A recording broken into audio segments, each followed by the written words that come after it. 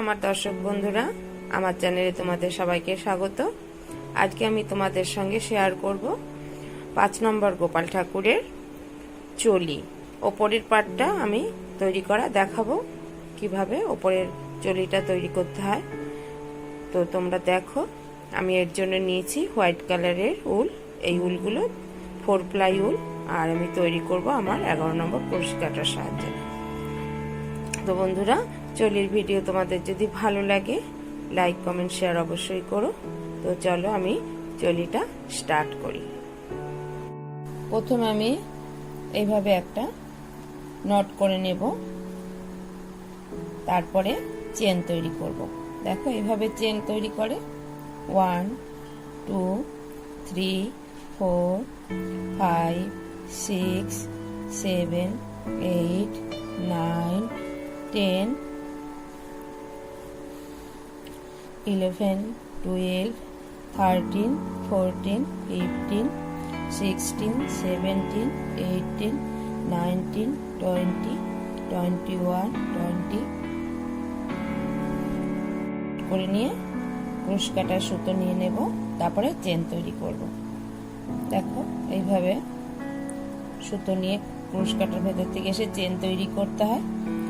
1 2 3 4 5 6 7 8 9 10 11 12 13 14 15 16 17 18 19 20 chain নিলাম। এবার extra আমি 1 2 3 চেন নিয়েছি।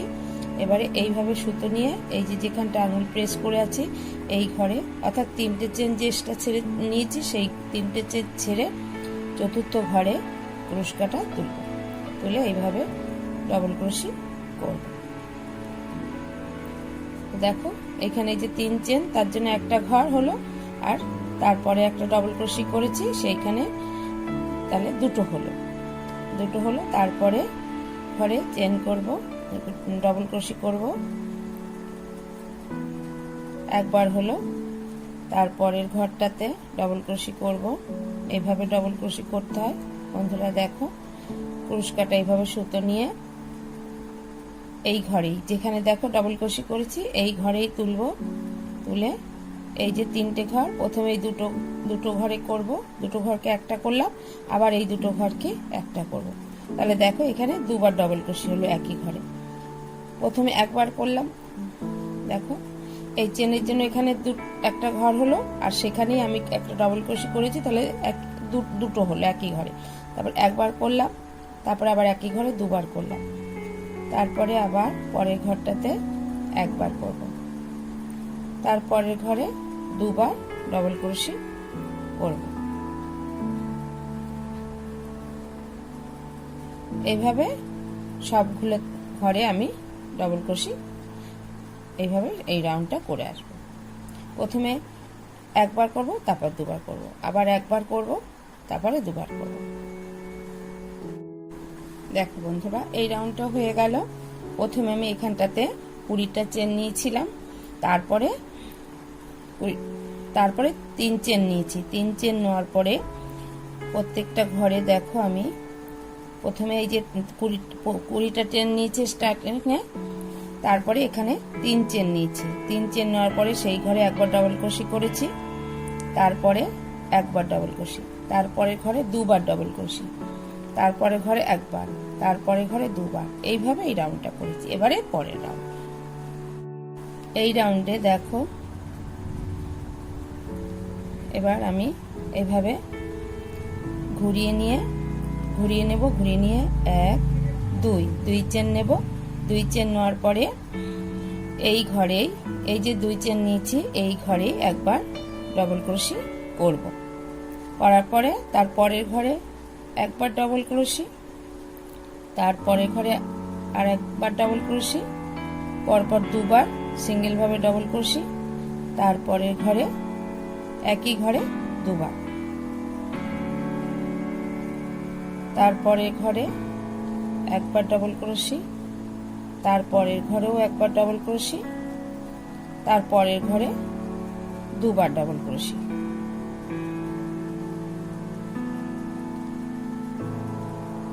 একই ঘরে দুবার ডবল ক্রোশে। তো দেখো বন্ধুরা, এই যে 2 চেন নিয়েছি, একটা ঘর কাউন্ট করব, একটা ক্রোশি, তারপরে সেই ঘরেই একবার ডবল ক্রোশি করেছি, তাহলে এখানে একই ঘরে দুবার হলো। তারপরে একবার দুবার পরপর দুবার সিঙ্গেল ভাবে বুনেছি, তারপরে ঘরে একই ঘরে দুবার বুনেছি, তারপরে একবার বুনেছি, তারপরের ঘরেও একবার বুনেছি, তারপরের ঘরে একই ঘরে দুবার বুনেছি। এইভাবে এই রাউন্ডটা করব। দেখো বন্ধুরা, এই রাউন্ডটাও কমপ্লিট হয়ে গেল। আমার এখন টোটাল ঘর কটা হলো আমি কাউন্ট করে দেখি। 1 2 3 4 5 6 7 8 9 10 11 12 13 14 15 16 17 18 19 20 21 22 23 24 25 26 27 28 29 30 31 32 33 34 35 36 37 38 39 40। টোটাল আমার 40 ঘর, 40টা ঘর হয়েছে। এই 40টা ঘরকে আমি 5টা ভাগে নেব। প্রথমে সামনের দুটো পাটে নেব ঘর, তারপরে 2 সাইডে আর্ম হোলের জন্য নেব এবং ব্যাক সাইডে নেব। এইভাবে আমার জিনিসটা ভাঁজ হবে। সামনের দিকটাতে কিছুটা আমি গ্যাপ রাখবো, যেহেতু এখানটাতে আমি বর্ডার করব, তো বর্ডার হবে এই পার্টটায় আর এই অংশটাতে বর্ডার হবে, তাই জন্য একটুখানি এটা বর্ডারের জন্য একটু গ্যাপ রাখতে হবে। এবারে তারপরে আমি এই ঘরটা এইভাবে সামনের আর দুটো আর্ম হোলে আর ব্যাক সাইডের জন্য ভাগ করব। এবারে আমি প্রথমে দেখো সামনের পার্টের জন্য ঘর নেব। আমি 1 2 চেন বুনলাম। এবার এই চেনটা একটা ঘর কাউন্ট করব, তারপরে 1 2 3 4 চারটে ঘর নিলাম। 1 2 3 4 চারটে ঘর নিলাম। তারপরে এবার আর্ম হোলের জন্য ঘর রাখবো। 1 2 3 4 5 6 7 8 9 10 10টা ঘর ছেড়ে তারপরে নিলাম, তাহলে আমার টোটাল 14টা ঘর হলো। এখানে 4টে, এখানে 10টা, এই সাইডেও আমি 14টা ঘর ছাড়বো। তো দেখো এই মিডিলে আমি 12টা ঘর রাখবো। একটা ঘর হলো, 2 3টে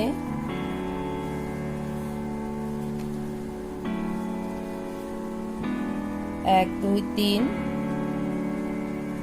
4 5 এই ঘরটা রেখে দেব ক্রুশ কাটায়। তারপরে 6 নম্বর ঘর করে এবার করলাম।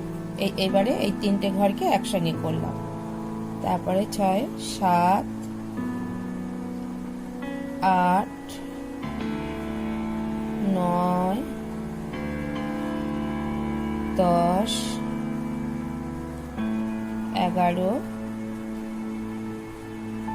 12 12টা ঘর হলো। এবারে দেখো 1 2 3 4 5 6 7 8 9 10 10টা ঘর ছেড়ে 11 নম্বর ঘরে তুললাম। এবার আর্ম হোলের জন্য এই যে গ্যাপ রাখলাম। এবার 1টা 2টো 3টে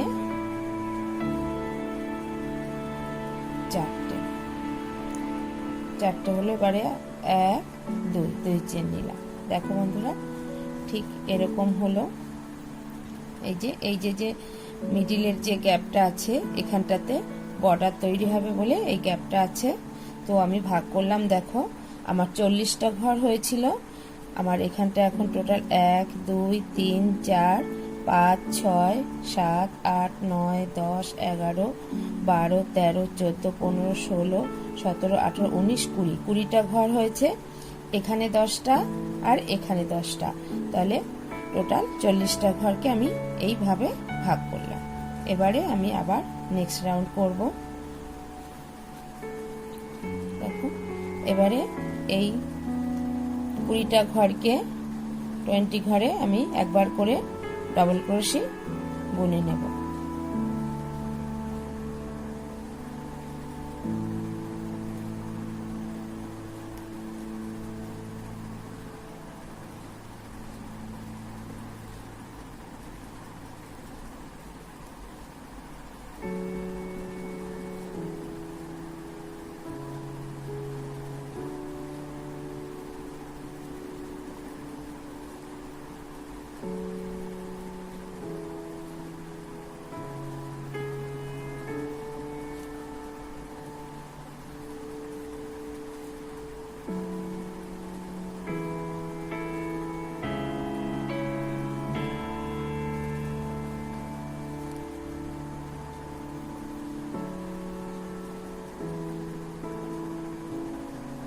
সব ঘরে একবার করে ডাবল ক্রোশে বুনবো। লাস্টের দিকে চলে এসেছি, এখানে চেনওয়ালা ঘরে এই যে এখানটা চেন নিয়েছিলাম, চেনের ঘরে হলো। এবারে এখানটাতে আমি জয়েন্ট করে দেব।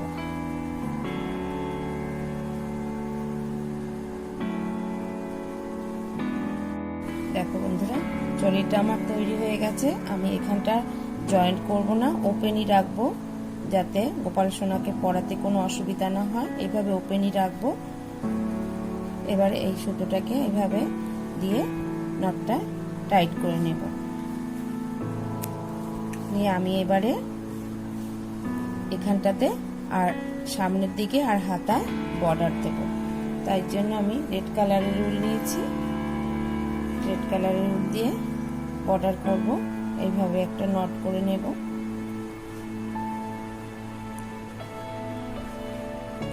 নট করে নিয়ে এখান থেকে তুলব।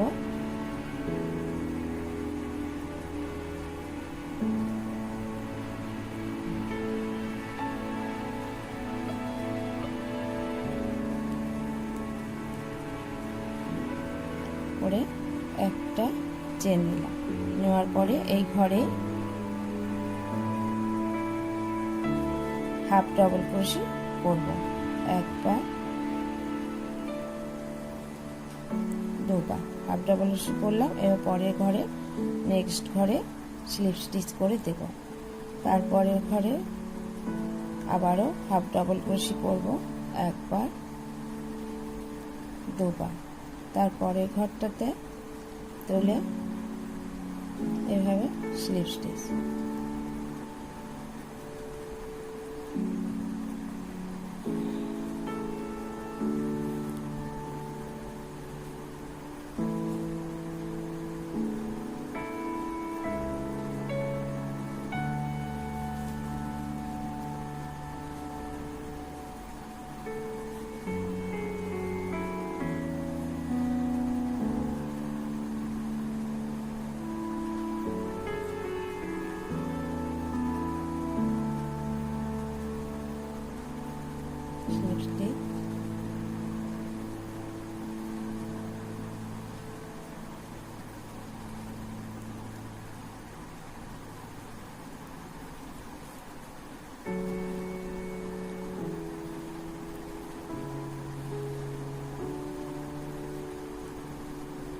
এই ঘরটাতে স্লিপ স্টিচ।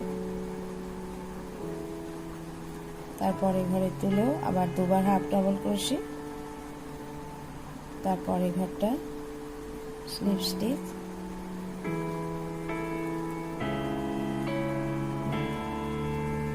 পরপর করে যাব। একটা ঘরে হাফ ডাবল ক্রোশে, তারপরে ঘরটাতে স্লিপ স্টিচ করে জড়ব। দুবার করে একই ঘরে হাফ ডাবল ক্রোশে করব।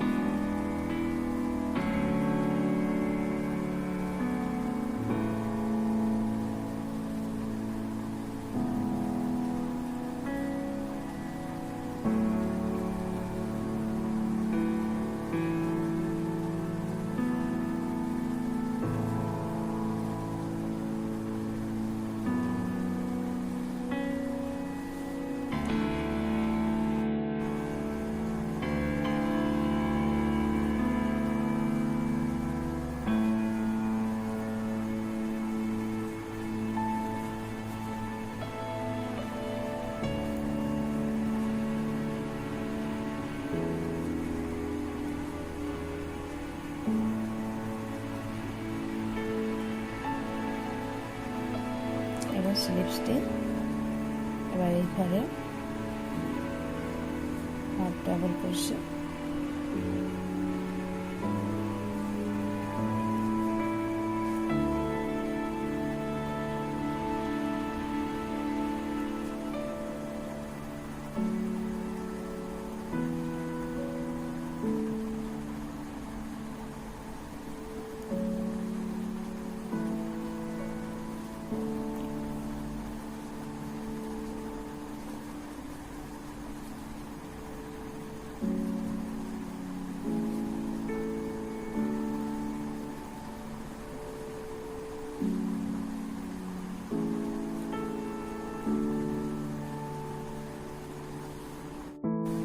দেখো একদম শেষের দিকে এসে গেছে।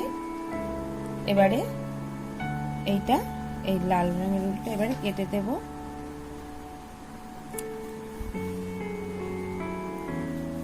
দেখো সামনের দিকের বর্ডারটা দেওয়া হয়ে গেছে। এবারে এই আর্ম হোলে বর্ডার দেব। এইভাবে নট করে নেব, নিয়ে এখান থেকে তুলব।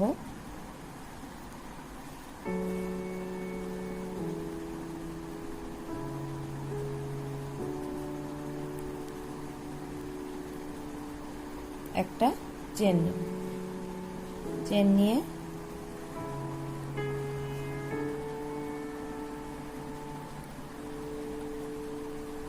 সব ঘরে একবার করে সিঙ্গেল ক্রোশে করে নেব।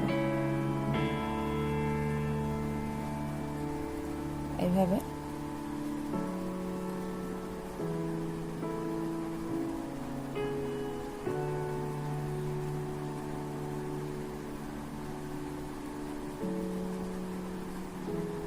নেব, এখানে তুলব। প্রত্যেকটা ঘরে একবার করে এইভাবে সিঙ্গেল ক্রোশে করে নেব।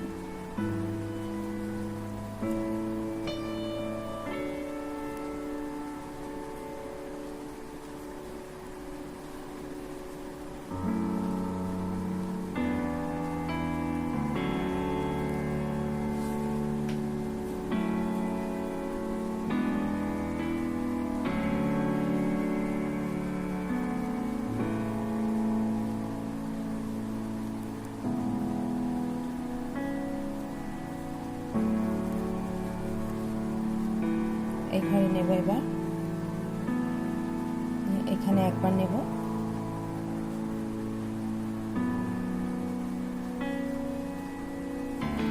নিয়ে এই ঘরটা এবার এই শুরুর ঘরে স্লিপ স্টিচ করে জুড়ে দেব। দিয়ে একটা চেন নিয়ে সুতোটাকে এবারে কেটে দেব। এইভাবেই আমি এই পাশের আর্ম হোলটা বর্ডার দিয়ে নেব। দেখো দুটো পার্ট সমান হয়েছে সামনের দিকে। আমি চেরা রেখেছি এই কারণেই, যাতে গোপাল সোনাকে খুব ইজিভাবে পরানো যায় এবং গায়ে সুন্দর ফিটিংস হয়। তোমরা চাইলেও জুড়েও দিতে পারো, এরপর থেকে ঘেরা তৈরি হবে। এবারে আমি এইভাবে এইটা যেভাবে করেছি এই আর্ম হোলটা আমি সেইভাবে করে নেব। তাই বর্ডার দেওয়া হয়ে গেছে, সামনেও বর্ডার দিয়েছি। আমার চলিটা কমপ্লিট হয়ে গেছে।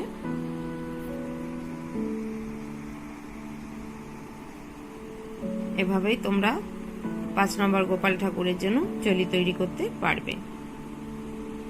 তো আমার এই চলির ভিডিও তোমাদের কেমন লাগলো জানিও। ভালো লাগলে লাইক কমেন্ট শেয়ার করো। আর যেসব বন্ধুরা আমার চ্যানেলে নতুন, আমার চ্যানেলটি এখনো সাবস্ক্রাইব করোনি, তাদের কাছে অনুরোধ রইল আমার চ্যানেলটিকে সাবস্ক্রাইব করে বেল আইকনটি প্রেস করে দিও নতুন ভিডিওর নোটিফিকেশন পাওয়ার জন্য। তোমরা সবাই ভালো থাকো, সুস্থ থাকো। আজকে তবে আসি।